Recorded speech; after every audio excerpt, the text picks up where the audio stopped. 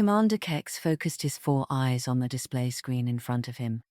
The small ship, floating alone in the dark void of space, looked completely broken. Its metal hull had massive holes torn through it.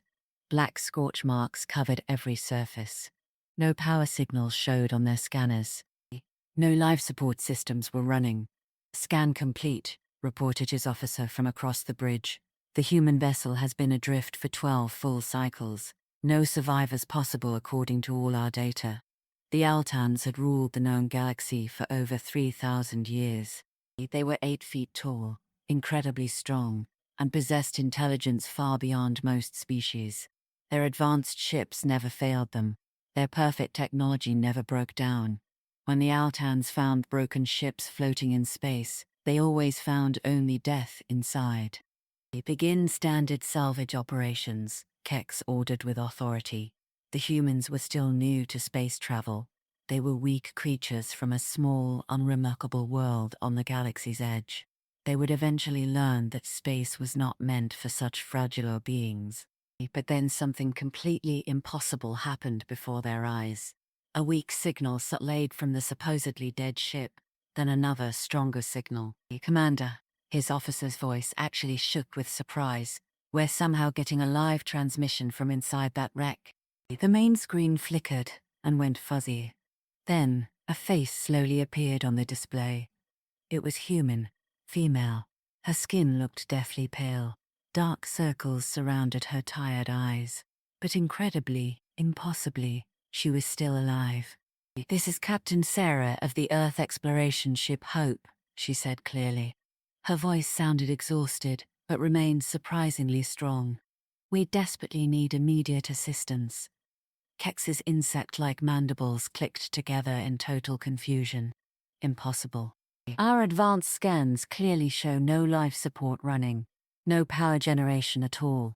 How could you possibly still be alive in there?" The human actually smiled at his question, but it was definitely not a happy or pleasant smile. "We're humans, Commander. We simply don't die that easy." Exactly 1 hour later, Kex found himself standing inside the human ship with 2 of his officers. He absolutely could not believe what his own eyes were showing him. The interior walls were completely covered in thick ice. His breath made visible clouds in the freezing cold air. There was no heat anywhere, no power running to anything, no food preparation systems working at all. But somehow, there were 12 humans inside, all of them still alive and moving around. "How is this even possible?" he asked Captain Sarah directly. She calmly led him through the damaged ship's corridors. "When our main power core died completely, we faced a simple choice. We could give up and die, or we could find another way to survive. We chose to find a way forward." She proudly showed him all their creative solutions. They had torn apart furniture and walls to make small fires in metal containers for warmth. They had carefully collected drinking water from the ice that naturally formed on the cold walls. They had stretched their emergency food supplies to last 12 full days instead of the intended 3 days. "We organized shifts and took turns staying awake," Vera explained with obvious pride. "Someone always had to keep our survival fires burning through each cycle. We shared our body heat during the coldest periods. We shared absolutely everything we had with each other." In the ship's medical bay, Kex observed a young human male working steadily. His left leg was clearly broken and badly swollen. But he continued working anyway, actively helping other crew members with their tasks. "This injured one should definitely be dead by now," Kex stated flatly. "The intense pain alone should have killed him." "That's Mark," Sarah said with unmistakable pride in her voice. "He broke his leg badly on day 2 of our crisis, but he never stopped working to help others. He told us his friends needed his help more than his leg needed rest." The tall Altan commander carefully studied these strange humans. They appeared small and physically weak. Their basic technology was primitive compared to Altan systems, but somehow they had accomplished something his own advanced people had never managed. They had actually survived what should have been completely impossible. "Your damaged ship will definitely need major repairs," he informed Sarah professionally. "Many weeks of intensive work. You should transfer to our comfortable vessel immediately. We have abundant food, perfect climate control, and every comfort you need. Sarah firmly shook her head in refusal. We truly appreciate your generous offer, Commander. But we will stay with our own ship. We simply don't abandon what belongs to us. But you will suffer completely needlessly, Kex argued logically. Our way is clearly better, much more logical and efficient. The human captain looked directly at him with those strange, determined eyes. Eyes that had obviously seen far too much suffering, but had never lost their hope for the future.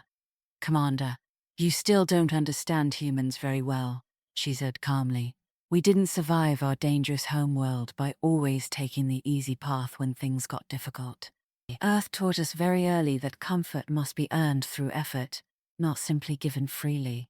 That together we become much stronger than we ever could be apart.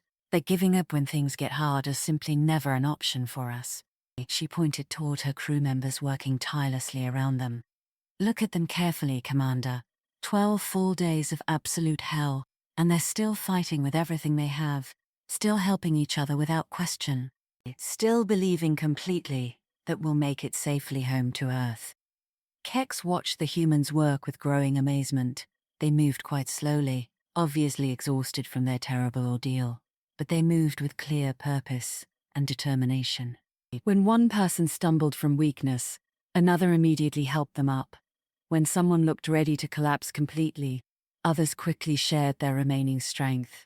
On my advanced world, Kex said quietly, we would have immediately activated our emergency death protocols. Quick, painless death.